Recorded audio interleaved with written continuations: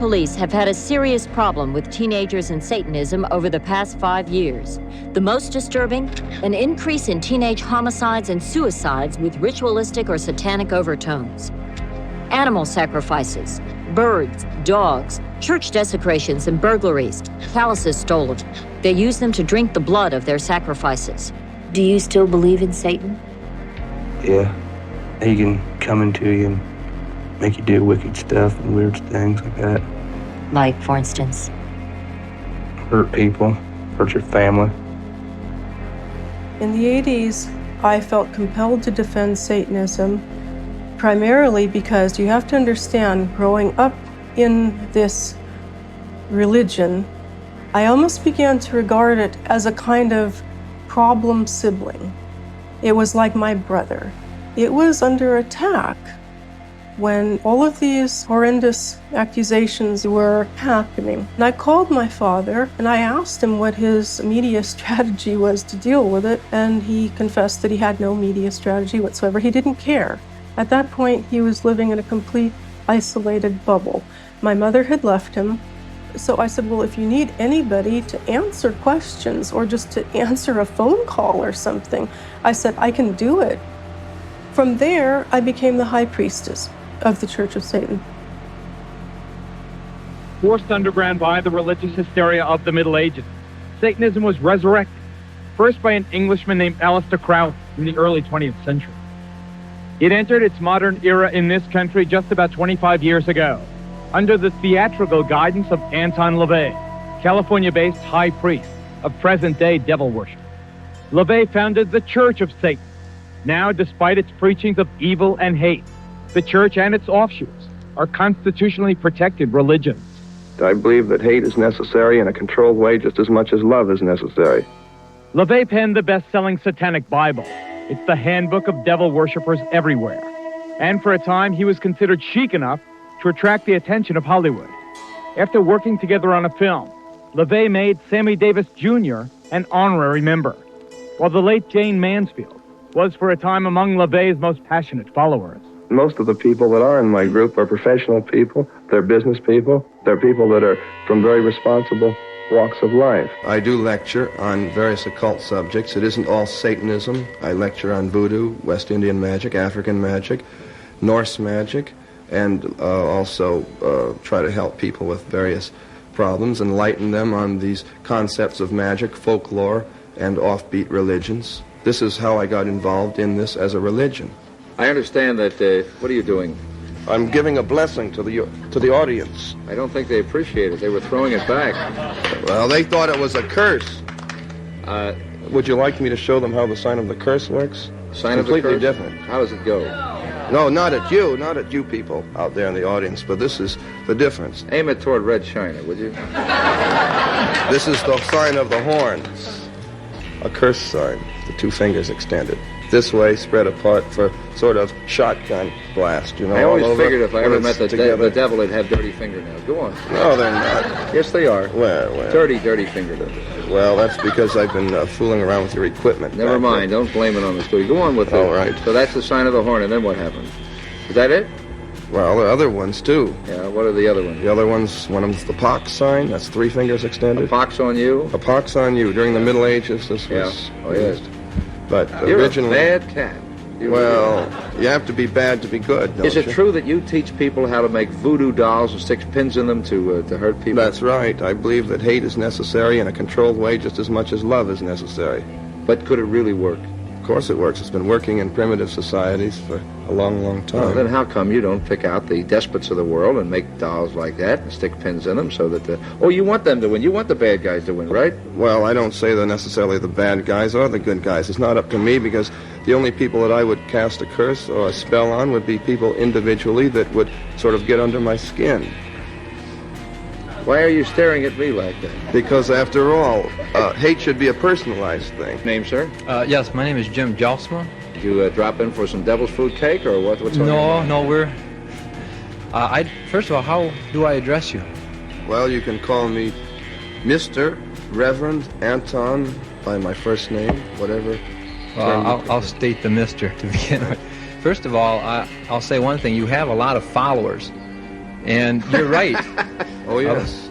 You're right about the devil being a god, because the Bible clearly states that the devil is the god of this world, and he's also the prince of the power of the air.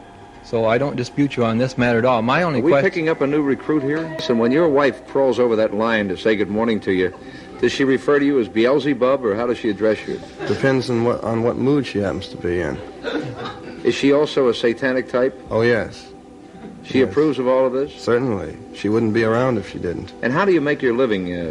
As a counselor, sorcerer, practicing wizard, shaman, warlock, whatever you wish to call it. You're also a male witch, a warlock. Well, a male witch is considered a warlock, but I don't you consider... claim to be a witch, then? A male witch?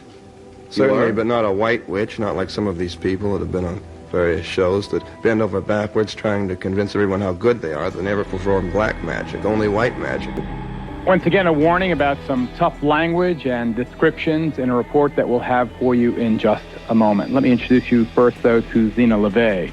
Her father, Anton LeVay, is, I guess, the founding father of Satanism in this country. Founding it about 25 years ago, Zena? Yeah, approximately 25 years. Can you tell us with any certainty how widespread the religion of Satanism is in this country or around the world? Well, the religion is worldwide. We have members throughout the world. So when people come up and tell Dad that he's the goat, that's what they mean. Not the devil, the devil. No, Mum, not the devil. Well, goats are with... I know that, Mum. I'm very honored to be able to receive this amazing award from the depths of my soul. My passion, work. And it's a legitimate religion, perfectly within it's legal. What is it? Dr. Aquino, the high priest of the Church of Set? Temple of Set. Temple of Set, also a colonel, interestingly enough, in the United States Army. What is it, this Satanism? Well, originally the Church of Satan, when it was founded, was composed not of people with a hatred for Christianity, but of people who, by and large, were agnostics and atheists, because they felt that the institutions which had arisen around Christianity had failed in their moral commitment. So Satanism itself became an emphasis on rational self-interest and on taking responsibility for your own intellectual and ethical decisions. Rational self-interest, you call it? Yes. One of the ugliest, yet apparently most common rituals in devil worship is the sacrifice of animals, often involving the removal of organs and the draining of their blood in elaborate ceremonies. Well, a series of cattle mutilations on this Louisiana farm has sent a shiver of fear through this entire community. Show me the evidence that this was some kind of ritual. Oh, this hole right here and the tail, they cut the tail off. The same thing with the ears. They cut the ears off. Right. So you two have no doubt but that your animals were used in some kind of ritual. Right. Yes. All the blood was gone out of them, too. Every one of them, the blood was drained. No blood, no inside, eyes pulled out, everything. I'm begging for something to be done. I'm scared. I believe in the Lord, and I believe in you. But I'm still going to carry my gun because I'm scared. In our investigation, we discovered that some of Satan's soldiers are also high-ranking officers in the United States military. Here at San Francisco's Presidio Army Base, for example, Lieutenant Colonel Michael Aquino led a double life as a satanic high priest.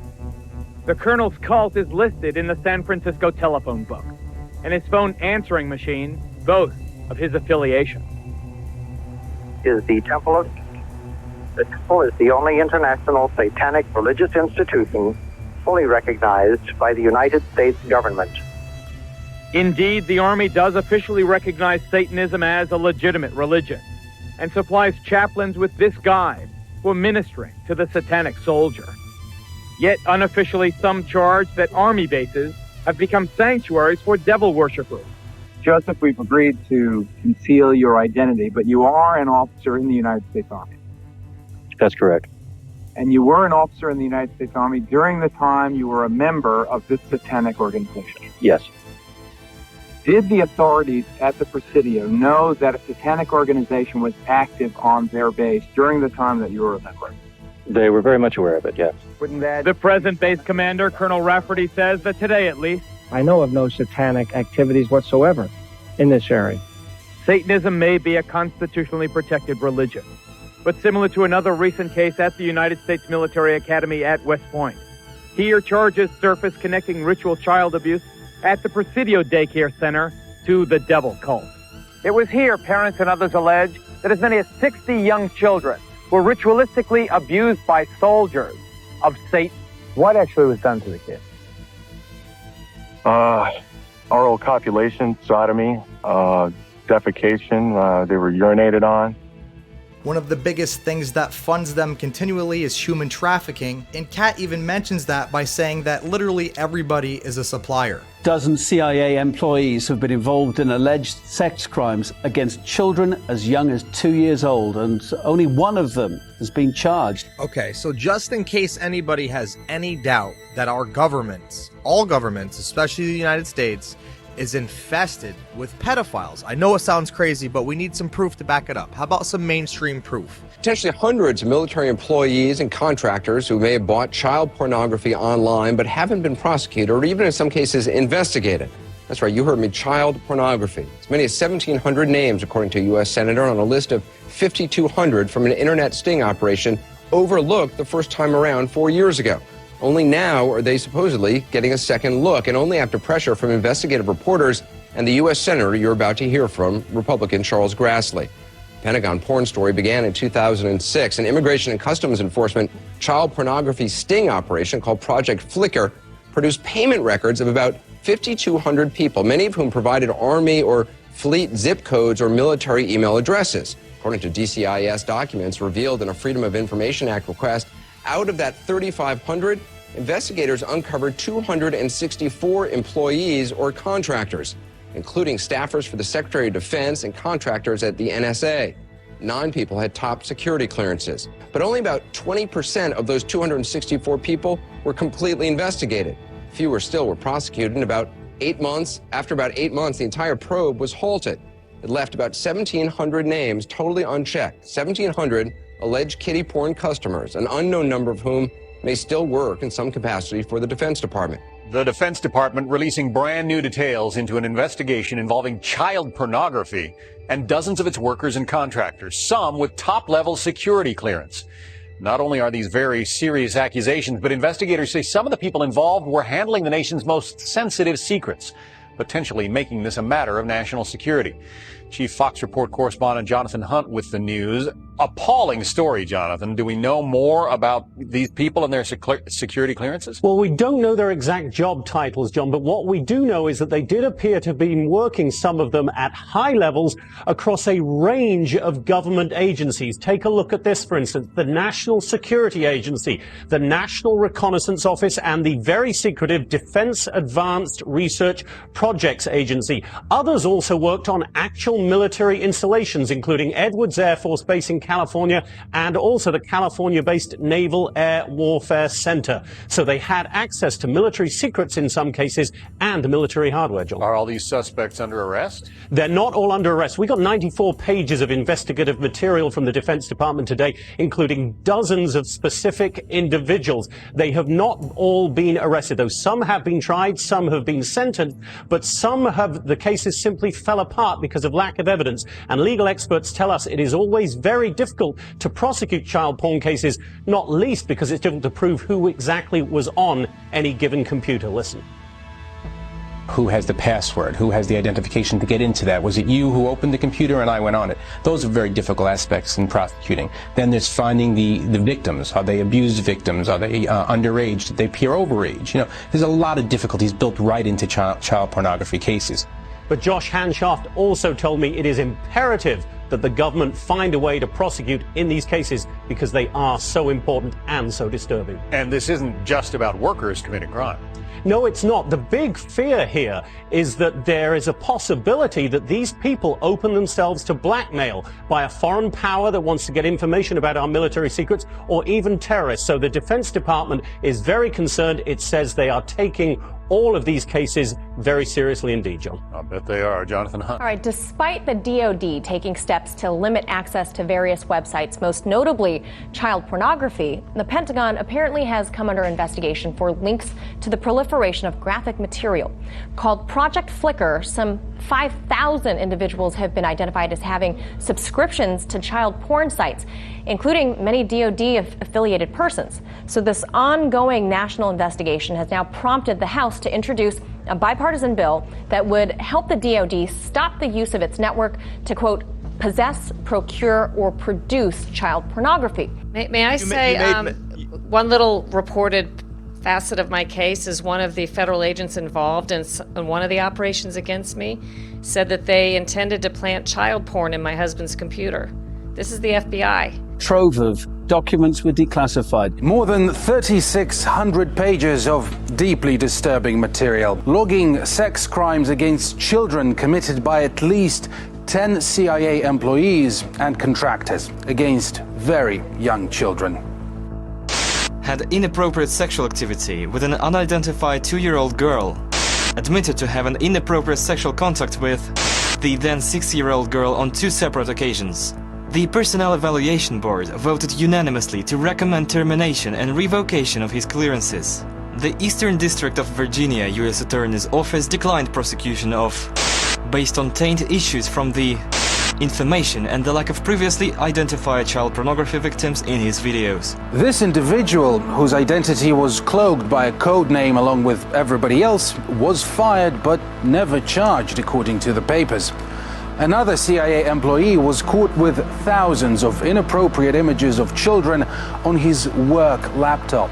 The CIA badge is a real-life equivalent of a get-out-of-jail-free card, even for the worst of crimes. All they have to do is say that they want to protect classified information. There should have been whistleblowers at every step of the way. And the reason why it took so long for this news to finally see the light of day is because the CIA fought it in court. Somebody help me understand why this isn't headline news. Like, why isn't this blasted all over everything that has a news channel or news anything? This is the senior Pentagon official who oversees the elementary school division being arrested for human trafficking. This is the real story that you need to hear today. Senior Pentagon official overseeing elementary schools division arrested in a human trafficking sting. For years, we have been mocked and ridiculed as conspiracy theorists whenever we observe that there are high-ranking officials in the United States government that are involved in human trafficking. And every time there's a big story like this one, something else is in the news to distract everyone. How many times does a story like this have to come out before people realize what's actually happening? Human trafficking is one of the biggest problems going on in our world right now, and it's terrifying how many people are. The most popular technique for laundering money is through high-valued art. This is because at the high end of the art world, anonymous buying is largely accommodated. Also, they don't care how you pay for it. Once you've made the purchase, you can then get the art transferred to a free port, which is a highly secure free trade zone of an airport or shipping port. Goods in this area can be exported or imported without customs or import taxes, provided they are exported in their original form. You can then sell the art to a legitimate buyer without ever seeing the piece.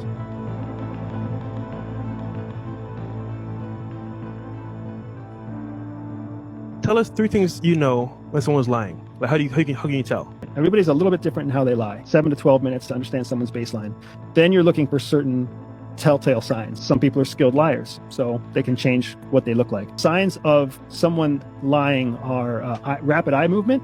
Looking up is usually a sign of telling the truth. Looking down is usually a sign of fabrication. Because when you're referencing your own cerebral cortex to look for the truth, you're turning on your brain when you look up. When you're trying to be creative, you look down. The former chief juvenile investigator at the Presidio, Ed Abanovsky, is here. He's now a deputy sheriff in Santa Clara County. Colonel Aquino, we note, sir, for the record, that you were originally implicated in the dreadful charges of child abuse. We note also that no charges were ever brought against you, and presumably you have been cleared. Would you like to comment on why those charges were brought against you?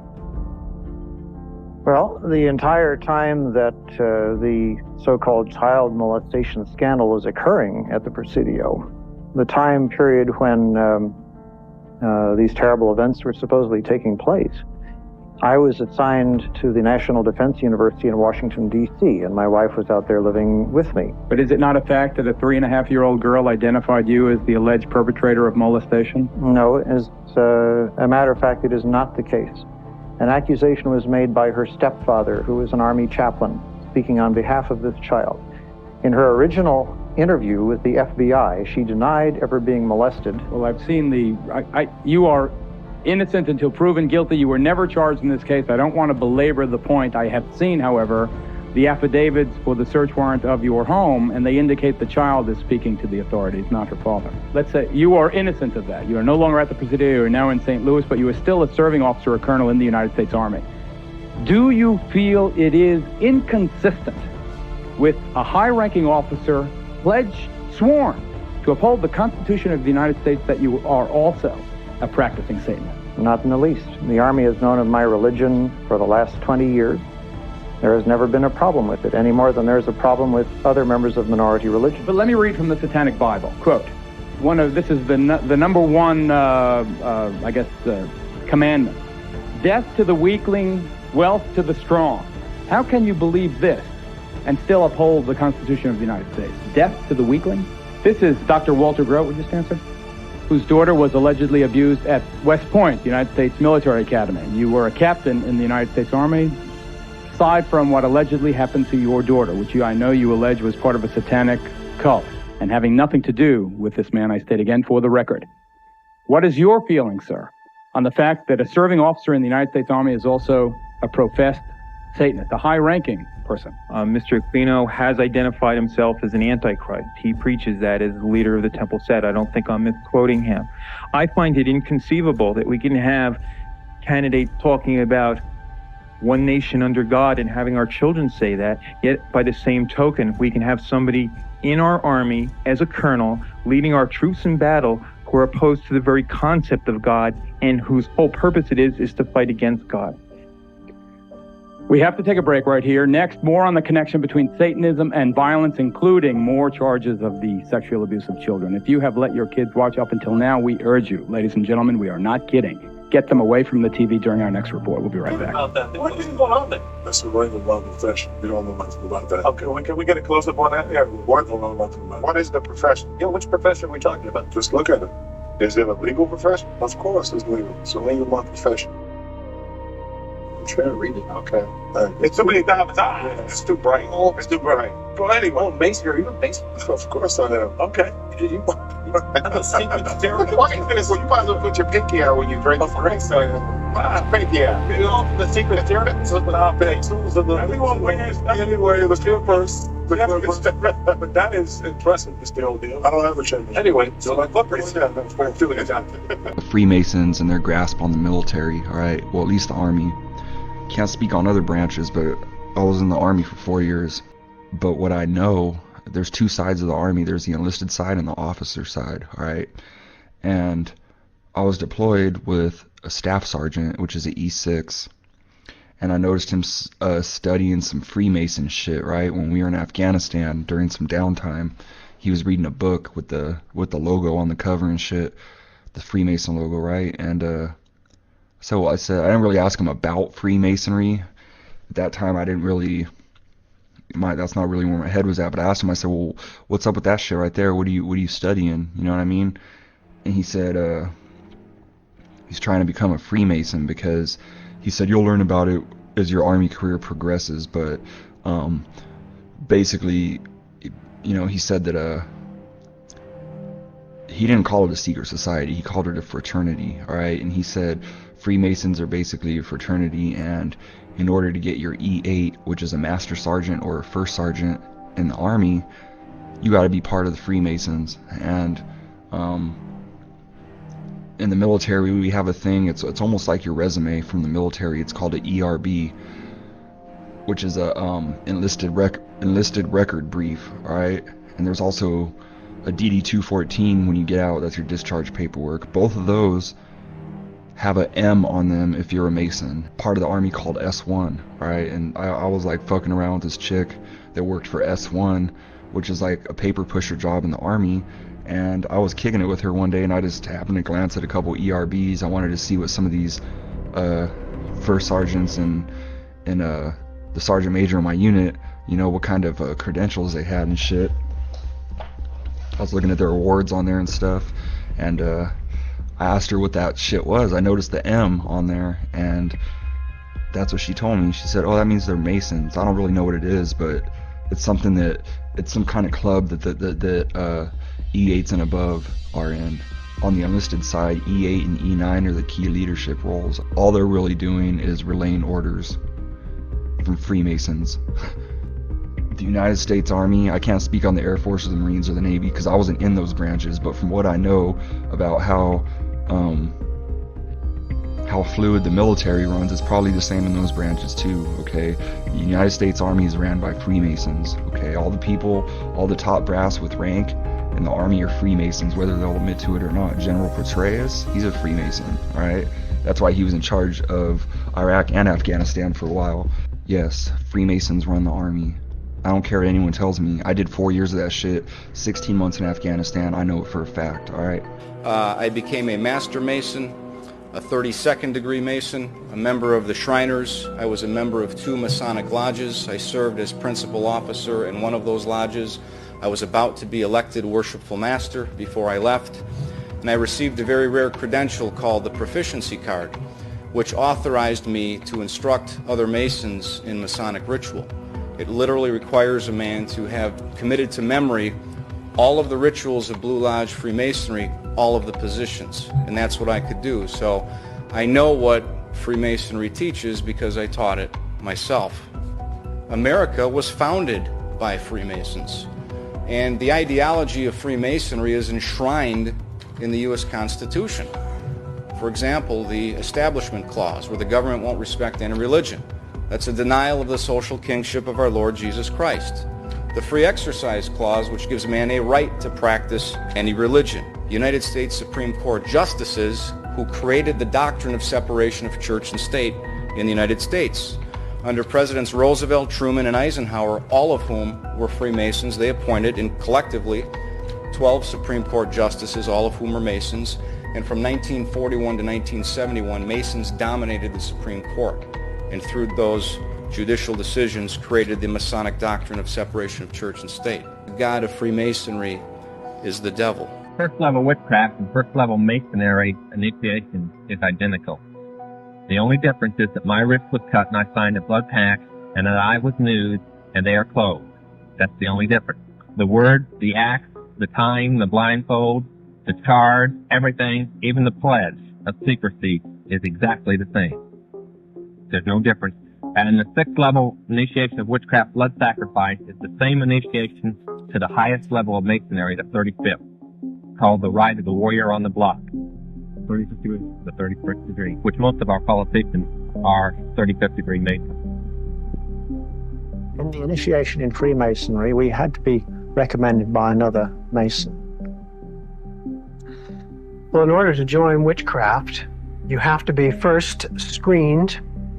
You have to be recommended by somebody currently in witchcraft. Well, when I was initiated, I was blindfolded and bound by a rope, and on your bare chest was thrust the point of a spear. In witchcraft, we were initiated through a very involved ritual, initiation ceremony, wherein the candidate was led blindfolded, bound by a rope, to the edge of the magic circle. And the rope is around your neck and your lid forward. And up front, in the eastern end of the building, is a person who's a worshipful master. And you kneel down before him as if he were a god. What is your problem? Just that, sir. Okay. I'm a Christian, sir. I'm pure and virtuous and wholesome and innocent. How can you say anything about me? Sir, you need to be born again. I am born again. Did you just say that you are Lucifer? I am Lucifer. Okay, define Lucifer for me. Pure, virtuous, wholesome, innocent individual that's out to help people. Lucifer is? Yeah.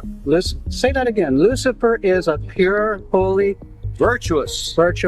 Now, is he the Lucifer that God created? That's the same one. So they invented the term white witchcraft, or white magic, and black magic.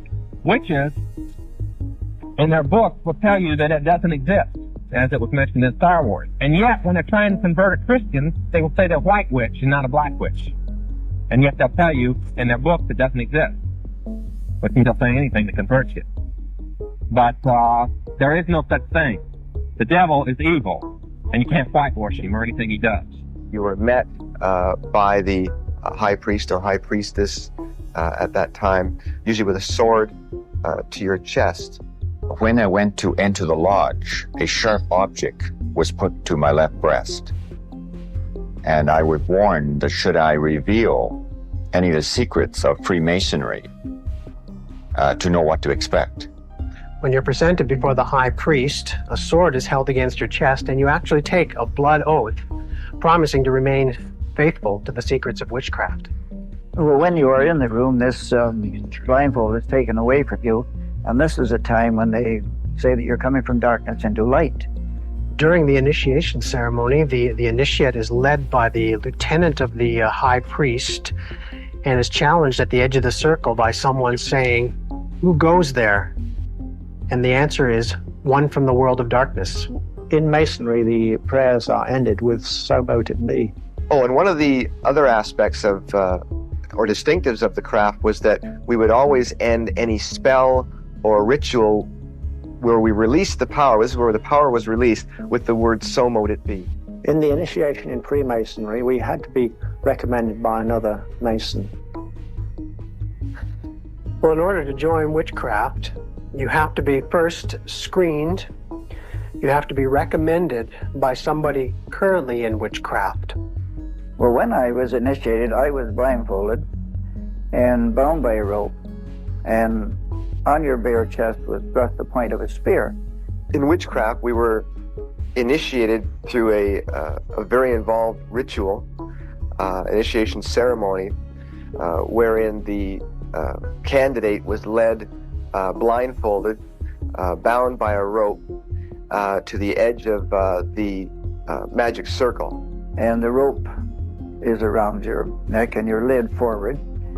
And up front, in the eastern end of the building, is a person who's a worshipful master. And you kneel down before him as if he were a god. You were met by the high priest or high priestess at that time, usually with a sword to your chest. When I went to enter the lodge, a sharp object was put to my left breast. And I was warned that should I reveal any of the secrets of Freemasonry, to know what to expect. When you're presented before the high priest, a sword is held against your chest, and you actually take a blood oath, promising to remain faithful to the secrets of witchcraft. Well, when you are in the room, this blindfold is taken away from you, and this is a time when they say that you're coming from darkness into light. During the initiation ceremony, the initiate is led by the lieutenant of the high priest and is challenged at the edge of the circle by someone saying, "Who goes there?" Trauma-based mind control. Most victims of the CIA's trauma-based mind control program, MK Ultra, have come from families with a history of child abuse, because multi-generational child abuse makes a child more susceptible to mind control. And most of the characters we see as world leaders are not only actors on a stage, they are oblivious because they have suffered a lifetime of abuse and mind control. The overwhelming majority of people on Team Evil are not all in on it. They simply do as they are told. They follow orders and they don't ask questions. These families see having children as a means of gaining power and wealth. They see their own children as property, as slaves to do the family's bidding. But perhaps it's more like a cult than a family. Nearly 1 million child orphans were distributed throughout America and the Commonwealth in the late 1800s by an international secret society called the Odd Fellows, delivered primarily by train Many of these orphans were born in private homes owned by the Oddfellows and their offshoot, the Daughters of Rebecca, an all-female Masonic organization that featured symbols of mass breeding and fertility. Killers of the Flower Moon absolutely shows straight up the Freemason temple, and Leonardo gets spanked in this temple. Just check out these clips and just know that they're always telling you the truth in order to desensitize you, so when you see the truth you think it's ridiculous, because subliminally you're not shocked because you've already seen it, and you don't know you've already seen it because it was in a movie. Most of our experiences in life and memories are from movies. They are powerful, and that's how they control us. Check this out.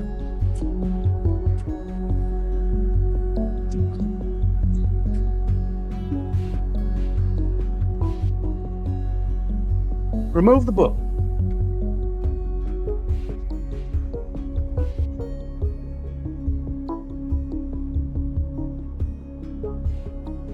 I am a 32nd degree Mason. I am imbued. Are you hear me? Yes, King. Leonardo's character was going to testify against the person who spanked him from doing other things. And then he came into this room to meet with him, and all of these people were sitting here. You'll see the sheriff, other people, and what you're going to see is them basically all hear them trying to corrupt the law, and none of them care, not even the sheriff. Why? Because they're all in the same club. They're all Freemasons, okay? It's a tip of the hat to any Freemason that's out there, and Freemasons know. So this is literally advertisement, and this strengthens their ranks, and it's a spit in your face because you have no idea this is happening, but now you do. Check it out.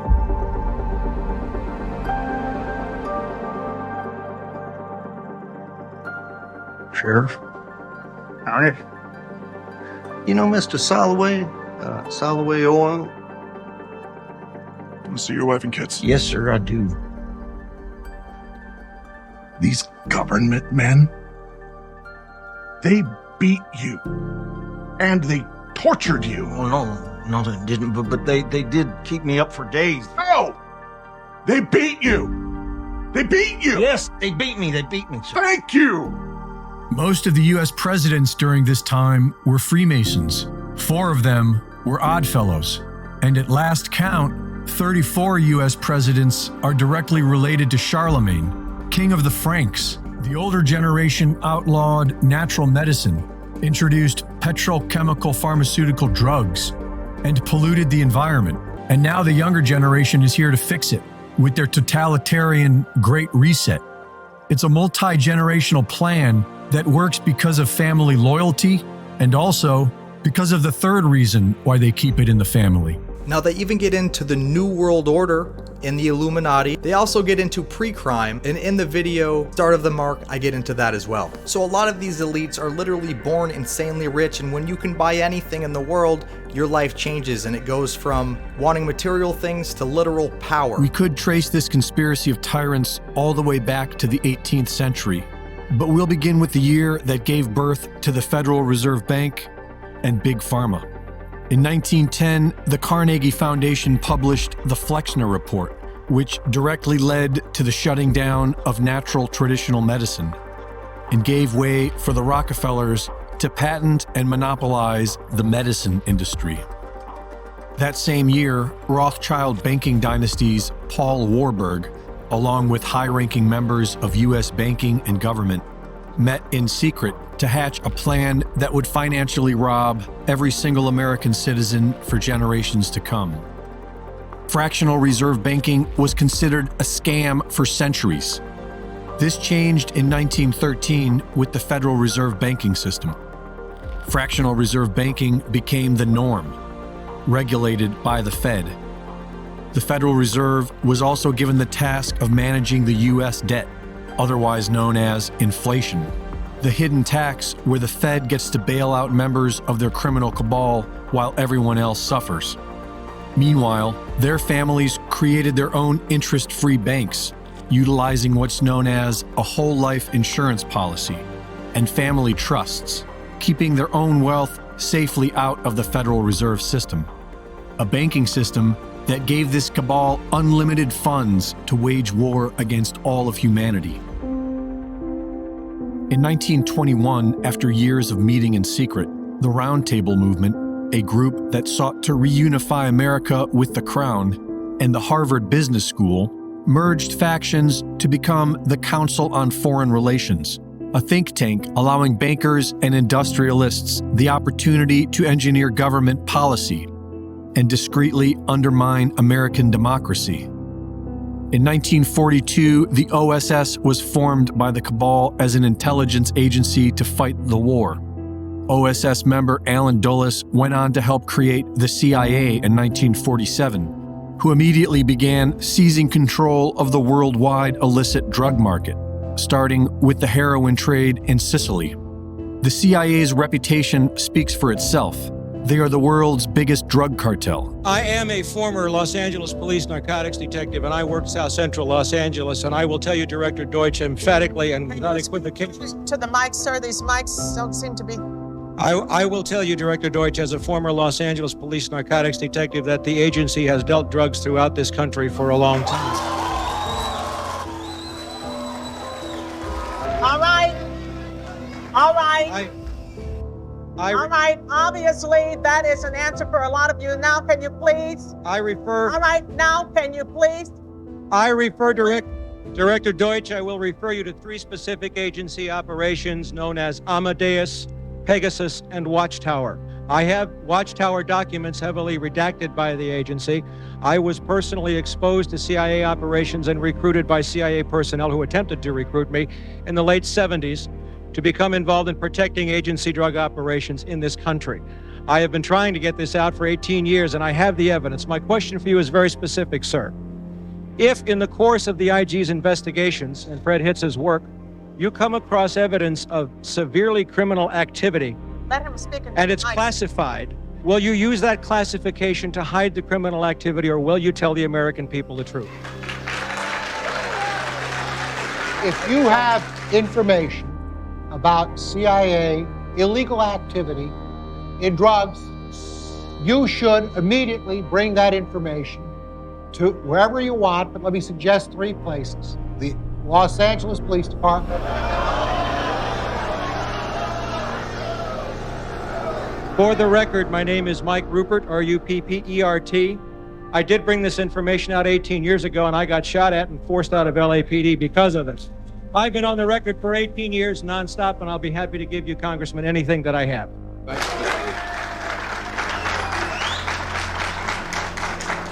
The gentleman in the beige shirt back there in the back. My name is James Otis. I'm currently making a documentary on the CIA, and we're interviewing 7 former agents. One was sent down to murder the head of Cuba, Fidel Castro. Another gentleman, Colonel Philip Redinger, was sent down to Guatemala to overthrow the government of Guatemala in 1954. The third agent was actually a spy on Iowa State University campus, where he spied on students, dark-skinned students, foreigners, and people from other countries. He was then sent down to Cuba to poison the food supply in Havana, poison the children of Cuba for whatever reason. So we all, I believe, already know this information, Mr. Deutsch.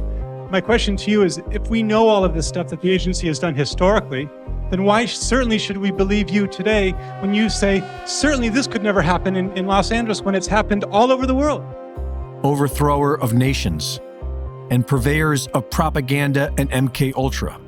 The globalist cabal has these intelligence groups in all of their nations, with no oversight, using them as a secret army to carry out their agenda. In 1944, the World Bank and the International Monetary Fund were created under the guise of fostering global growth, followed by the United Nations in 1945. What they actually did was work together to violently seize control of entire nations. The World Bank trained people known as economic hitmen to make a simple offer to world leaders on their behalf: either accept a massive loan designed to bankrupt their nation or be killed. And many were. The game is simple: conquer by debt. The Federal Reserve banking system does it to every individual, and the World Bank and IMF do it to every nation. Once indebted to these crooked institutions, they lose control over their own destiny. The only difference between the mafia and this globalist cabal is scale. Starting in 1951, Henry Kissinger founded and directed the Harvard International Seminar. Funded by Kissinger through grants from private foundations known to be fronts for the CIA, the Harvard International Seminar was yet another group of globalist leaders coming together to discuss the future of a one-world government. The first documented meeting of the infamous Bilderberg Group was in 1954, but it would take the public 50 years to become aware of them. In 1955, the Bilderberg Group privately discussed plans for the European Union and the Euro, 38 years before their creation, slowly making their way into a one-world government controlled by their own interests. One world people exist because it's a very powerful concept to have and far too lucrative and beneficial to not be attempted. Yeah, I mean, if I was going to run some global power organization, I would try to co-opt every single leader, try to suck them in, offer support, bring them out to wherever the fuck I have my big-ass meetings, fly everybody in private jets to talk about the climate crisis. All organizations have to follow the same rules. Yeah. Recruitment is an important facet of all. We have to get some young global leaders. The very word secrecy is repugnant in a free and open society. And we are, as a people, inherently and historically opposed to secret societies, to secret oaths, and to secret proceedings. After they assassinated JFK, the agenda went into overdrive. Destructive leftist programs under the guise of welfare were deployed, making more and more people dependent upon big government. In 1971, the UN votes to admit Communist China and expel Taiwan, lighting a spark that leads to World War. UN Ambassador George H.W. Bush accompanies Henry Kissinger to open up business with the CCP. That same year, a young Klaus Schwab, son of a Nazi industrialist and protege of Henry Kissinger, formed the World Economic Forum, replacing and expanding Kissinger's International Seminar. The World Economic Forum is made up of 1,000 corporate entities, represented by a consensus of 100, the same exact entities that make up the Bilderberg Group, because they are one and the same. And Joe makes a great point that pedos hang with pedos, you know. At the top, they're all crazy. Crazy hangs out with crazy. It all stems from royalty and royal incest and royal hunting parties and sacrifices. From our point of view, it really makes no difference whether you pray to a father god or to a mother goddess or to an entire gaggle of gods, goddesses. Michael Aquino was a high-level officer in the National Security Agency. He was and is, you'll see him today, a practicing Satanist. He created the Satanic Temple of Set, which he still runs. He was a high-level NSA officer. He's a member of the association I used to be in, the Association of Former Intelligence Officers, AFIO. He's a member of that. He's plugged in big time to the intelligence community, and he wrote a paper called Mind War. And Mind War was about psychological operations against populations, including the domestic population, using Satanist techniques and tools. Aquino was first involved in MK-Ultra operations during the Vietnam War as part of the Phoenix program. Well, first, I've been involved in intelligence and psychological operations for about 40 years in all levels of it and across the intelligence community. You are a lieutenant colonel in the United States Army. Correct. Now, and how does the Army feel about you being head of the Temple of Set?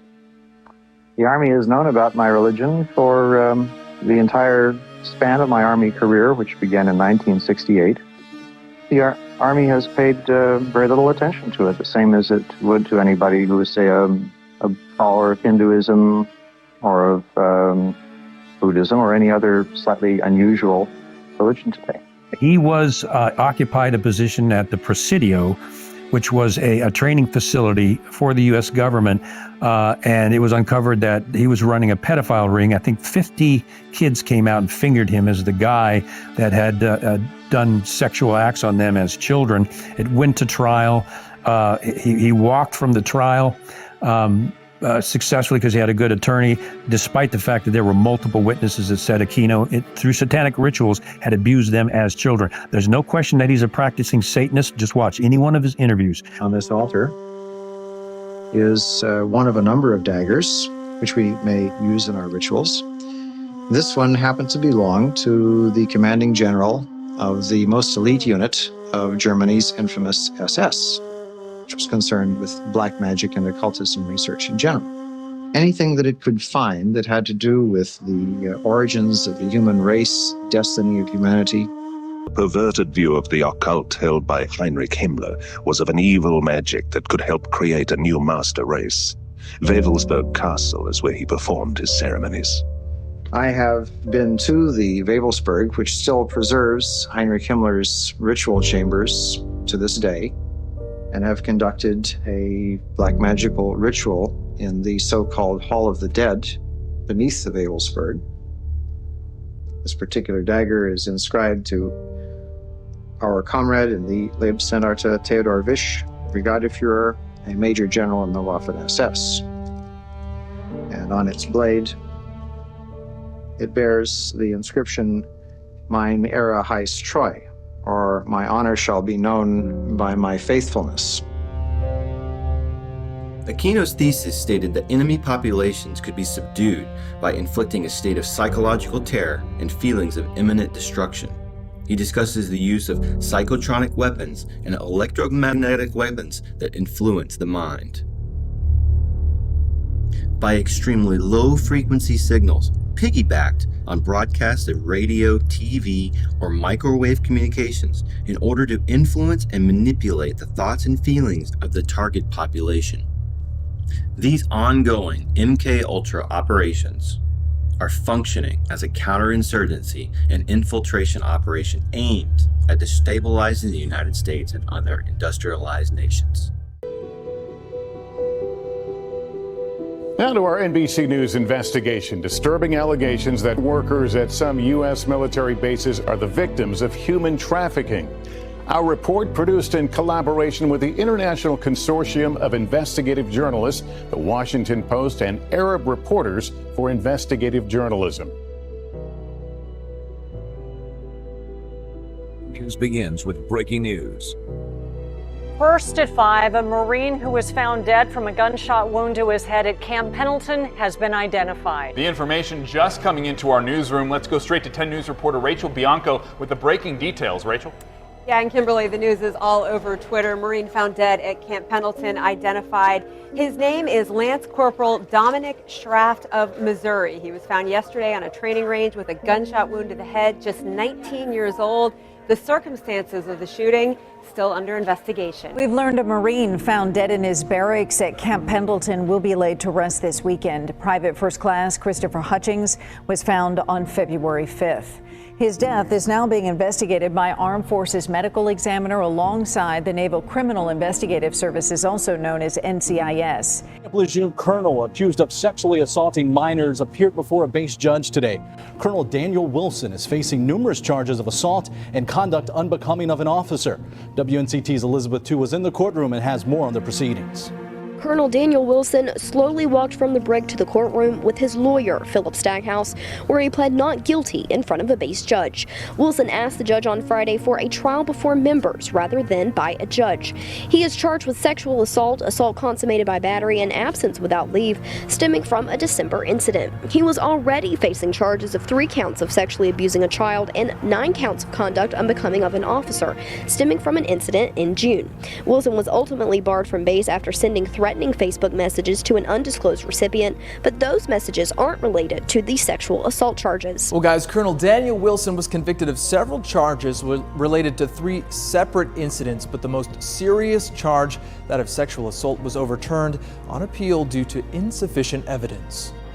A military court found Wilson guilty of inappropriately touching a 6-year-old girl at his home while stationed at Camp Lejeune in North Carolina. A U.S. Marine has been detained after a missing teenage girl was found in the barracks of a California military base. The girl is just 14 years old. She was found about 2 weeks after her grandmother reported her missing. Now, the girl who was reported missing vanished on June 13th, and she was found on the 28th inside the highly secured base in a building that houses Marines. Those two facts have raised a lot of questions. How does a missing 14-year-old girl get onto a secure military base, and how long was she in those dorm-style barracks, which are inspected daily? The aunt of the 14-year-old girl found in the barracks at Camp Pendleton after being reported missing is sharing what she says happened to her niece. She was found in the barracks by military police.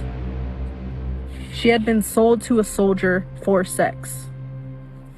The military is trying to cover it up. They are trying to cover it up and place majority of the blame on her.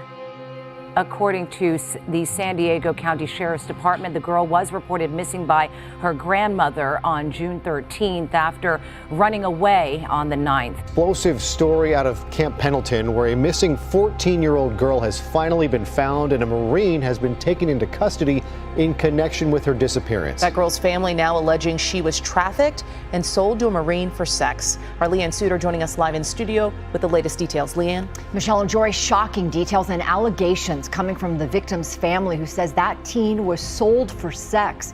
Camp Pendleton authorities now investigating. Authorities confirming this picture posted on social media showing the moment the Marine was arrested as authorities investigate a possible human trafficking case at Camp Pendleton after a missing 14-year-old girl was found on base. Just trying to give an update. My family and I are doing okay. Would just like to start off by thanking everyone for boosting this video. I appreciate everyone trying to bring awareness to this incident. The teen's aunt taking to social media to talk about the case and concerns about possible retaliation from the military. The woman says her niece has learning disabilities and was allegedly sold for sex. A Camp Pendleton Marine accused of having sex with a 14-year-old girl in his barracks was identified for the first time today during a preliminary hearing on base. Avery Rosario walked into military court in handcuffs. I refuse to allow this matter to be swept under the rug. She was raped by a Marine at Camp Pendleton. The girl claimed she had been sold by a pimp and sexually trafficked. On June 28th, the teen was located inside the barracks at Camp Pendleton.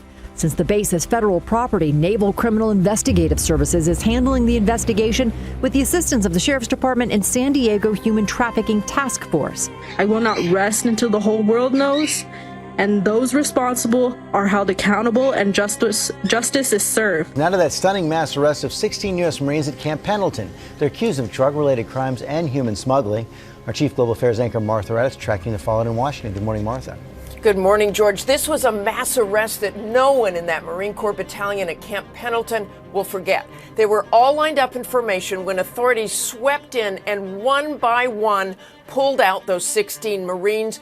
With everyone watching, they were handcuffed and then taken into custody. The Marine Corps says this was for their alleged involvement in various illegal activities, including human smuggling. Earlier this month, 2 Marines were charged with transporting migrants for financial gain. The charging documents say a contact in Mexico told the Marines where to pick up the migrants once they crossed the border into the U.S. This is an embarrassment for the Marine Corps, especially since other Marines from Camp Pendleton have been tasked by the Pentagon to help secure the border. George? Yeah, it certainly is an embarrassment. Okay, Martha, thanks very much. In Southern California, more than a dozen U.S. Marines are under arrest tonight on charges that include human smuggling. They're based at Camp Pendleton. That's about an hour's drive from the Mexican border. And David Martin has details of the arrest that was done as a public display for the entire unit to see. First, there were 2 Marines accused of human smuggling. Now there are 16 more. All members of the same battalion arrested at Camp Pendleton, California today during morning formation. Video from July 2019 shows the moment where over a dozen Marines from 1st Marine Division were arrested during a battalion formation at Camp Pendleton over suspicion of human smuggling and drug offenses. None of them were among the 6,600 active duty and National Guard troops assigned to the southwest border. 8 more Marines were questioned in an unrelated drug case. The first two Marines were arrested earlier this month when Border Patrol agents caught them in the act of picking up 3 undocumented immigrants from Mexico.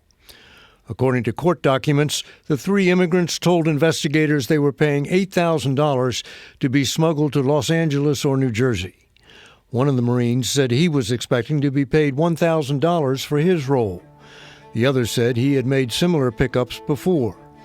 That case prompted Border Patrol agents to expand their investigation, resulting in today's mass arrest. Officials say more arrests are expected. In a separate case, 22 Navy SEALs, an entire platoon, have been sent home from Iraq. Defense officials tell CBS News they took part in a drunken July 4th party, which not only violated regulations against consuming alcohol in Iraq, but resulted in allegations of sexual assault. A tweet from the Special Operations Command said their commander lost confidence in the team's ability to accomplish the mission. Defense officials say the SEALs were sent home because all of them invoked a code of silence and refused to talk about what had happened at the party. Nora?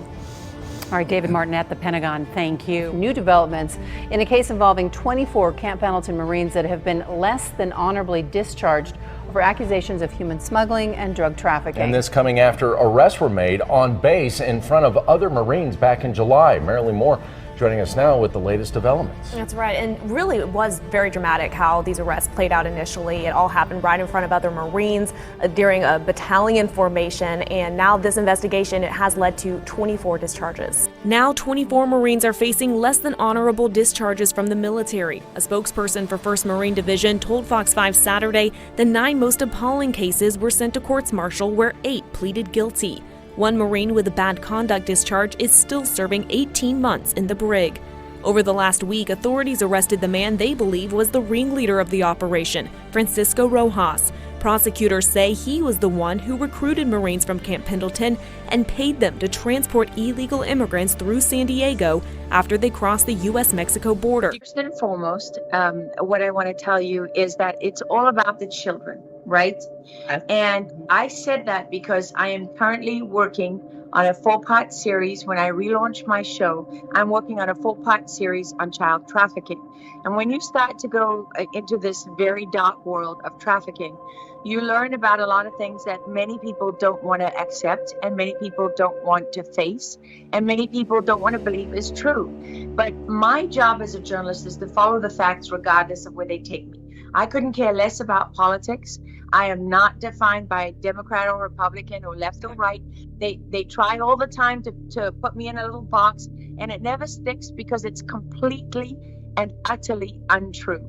And what I care about is understanding, number one, what has happened to all of these missing children? How come hundreds of thousands of children go missing every year? How come they go missing in Child Protective Services and in their custody? How come so many of the kids, 70-80% of the kids that end up in sex trafficking have been through the foster care system? This is not okay. And when you start to go and investigate this and you learn the details of it, they say the devil is in the details. And that's true both literally and figuratively. I, for example, right now am working on investigating a case where a guy has a 6-year-old child in a cage, raping this child every day, a little boy.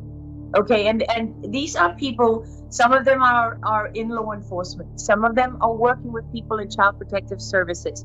Some of them are protecting very elite people in our societies who are and have been involved in these things for a very long time. And this should not come as a surprise to anyone because Jeffrey Epstein is no secret, right? And people know that Jeffrey Epstein, take a look at the logs on his airplane, and you see all the elite people in our society who have gone to Epstein Island, and somehow we still don't know what any of them have done. We've had Ghislaine Maxwell on trial. She's been convicted, and it's extraordinary because it's a completely victimless crime. We don't know who the victims are, and we don't know who the perpetrators are, because Ghislaine Maxwell was a middleman, right? She was bringing other people to be raped and to be sexually exploited and abused, and yet we don't know. We don't know anything about it. How is that possible? And when it comes to what I was talking about has a number of different aspects, right? Number one, You can read across the media, everyone from NBC to Politico to USA Today to everyone you can think of in mainstream media. They're fine doing articles about how the blood of young people is the secret to anti-aging, right? And you know that old saying, I think that you will appreciate this. My mother was a person who really handed down for me the wisdom of generations, right? And much of that comes in the kind of sayings and the cliches and the things that we learn. And why do they endure over time? Because they're true. And isn't there a saying that says only the good die young? Why is it that only the good die young? Is it because they're not interested in using the blood of young children? That if that's the cost of reversing the effects of aging, they're not prepared to pay it? But the evil people are.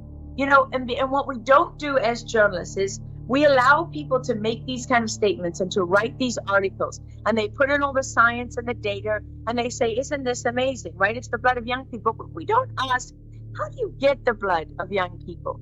And how much blood of young people do you actually need?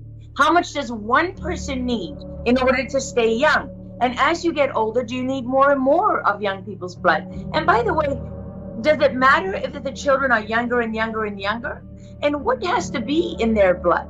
And you can talk to any doctor and they will tell you about the science of adrenaline, right? And how when adrenaline is released into the blood, it has effects. I know because when I was in Iraq as a war correspondent and our hotel was shelled, I watched the building fall down in pieces around me, and I knew that the office had been hit, was the Reuters office, and I knew that I knew most of the people in there.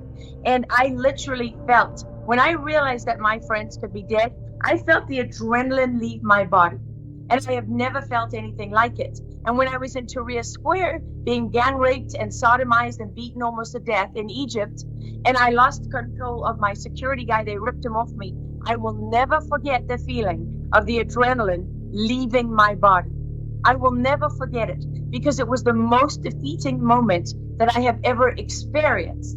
And so we know, and doctors know, that adrenaline in the blood creates certain chemical releases that empower human beings. And when you look back in history and you go back in time, what do you find? In every society in the world, in the secret societies, in the noble societies, they talk about blood sacrifice and ritualized killings and so on and so on. But we don't want to talk about this today. We'll put it in our movies. We'll put it in TV shows. Netflix right now has a series called The Watcher. And he went down to the living room, and there were all these old people standing in a circle in long red robes. And they're chanting. In the middle of the circle, there was this little baby. He'd slit its throat. They were drinking its blood. Sorry, why are they doing this again? To look younger? I looked it up. There are these cults, right? And there is something in the blood called adrenochromes that's excreted from the body by fear, and they fucking feed off of it. I've heard of cases like that, sure, with psych patients, with schizophrenics, think that drinking blood will make them live forever, or members of a demonic cult who have bizarre rituals. Forget it. I just thought I'd ask. Might be good to talk to someone. Both of you, I could arrange a consult right here in Des Moines. They think that someone's been stealing plasma, so she put in this new protocol. In The Watcher, the guy is talking about exactly this. His son witnessing a ritual sacrifice where children are being sacrificed. You know how crazy this is? 1,000 years ago, because I'm 51 now, when I was 17 years old, actually I was a little bit older because I'd been a journalist for a few years, I was probably about 20, 21 years old. I was working for Reuters, an international news agency, and I did a series on Satanism. And I can tell you, I looked at photographs of dead babies who had been skinned and used in ritual sacrifices in satanic cells in South Africa. I have listened to the interviews and the testimony of survivors of Satanism and to people who have received them. There's testimony from medical doctors. There's testimony from therapists who have tried to stitch these survivors back together. There's a 60 Minutes piece from years ago in Australia from decades ago, where a survivor actually describes witnessing people being killed in these blood sacrifices. It involves a secret network of the highest office holders in the land, past and current members of parliament, cabinet ministers, judges, diplomats, even one of the country's top spies. These men are accused of some of the most sadistic child sexual abuse imaginable on hundreds of victims, some as young as 8. More confronting still are claims that children were killed in order to protect this network of predators, including one boy whose father worked at the Australian High Commission in London. For over 40 years, the evil child predators acted with complete impunity, hiding behind the facade of respectability. They are literally selling all of our data so that the government can put us all in different categories, from extremists to terrorists to normal to sheep, and they'll be able to more effectively control us all. And they're buying this data from the tech providers, circumventing our right of privacy because all of this stuff is public and we don't know any better. They could easily blackmail all of us. I guarantee they have videos in their archives of all of us doing personal things on our phones because the cameras are always snapping pictures and recording and listening. Let me get this straight. She campaigns for a legitimate presidential candidate. What's more American than that? Yet she's labeled a threat. Something's not right. I thought we had a constitution that protects against that. Well, fear trumps freedom every time. Well, it actually involves the Department of Homeland Security and these institutions that have been popping up all over the country called fusion centers. Have you heard of those? After 9/11, Homeland Security and Justice Department set them up in cities around the country. Command centers that gather and analyze information from government agencies, police departments, and private sources, supposedly to prevent terrorism. So this video is super important. This is basically the method that they're going to use to try to take over, basically FEMA style, if you know what that means. Meantime, we're following this question. Did the FBI use its counterterrorism division to target parents protesting COVID mandates at school boards? Well, 2 congressional Republicans say they have evidence proving they did. It all happened after 9/11, where they created the Patriot Act, where basically they said they can do whatever they want when it comes to terrorism, and they left the definition of terrorism really open. Since then, they've shifted more towards domestic terrorism, and they're using something called fusion centers, where it's all the agencies, all the law enforcement agencies together, combined, basically utilizing information they grab from us. They actually tap our phone calls, check our social media. It's all done through AI algorithms, but the fusion centers is where all of that uses together. We work very closely with the Jewish Federation throughout the country. Now, they knew that the leaders of society, the leaders of the normies, the people with decent sized companies would be able to lead rebellion. So they knew they had to get them and flip them on their side so that their takeover would be fluent. So they created something called InfraGard, and this was back in 1998 or 1996 that this was created. InfraGard grabs all of the private sector businesses, which is just private businesses, and the heads of those, and puts them as part of this specific organization where they get information before we do. If there's going to be a nuclear threat, they would get that information before you do. They also gave them permission to use deadly force when it comes to martial law. So they are basically prepping them all the insider information. It's like a secret meeting, almost exactly like the one that Dr. Carrie Madej brought up in our interview. Check out this clip from that right here. You said that you were invited to a VIP business owners meeting, I'm assuming because you've owned your own medical clinic. You said this meeting was where they discussed their plans to conspire to destroy America. You clearly disagreed and voiced your thoughts and blew the whistle telling the world about the meeting. What were the qualifying factors for somebody to get an invite to that meeting? And can you elaborate on what that was like for you? What kind of things were going through your mind when you realized what was really going on?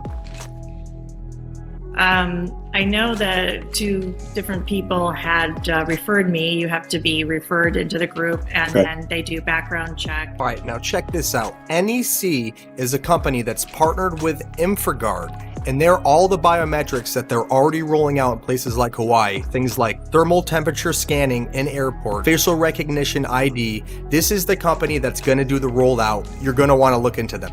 All right, so what you're seeing here is the latest tweet from FEMA. It came out 9/15/2021. Check this out. We go to their site up here where they put their new plan. We go down here. Look at this one right here. Look at this. This is the one. This is the juice right here. Considerations for fusion centers. That's the big deal.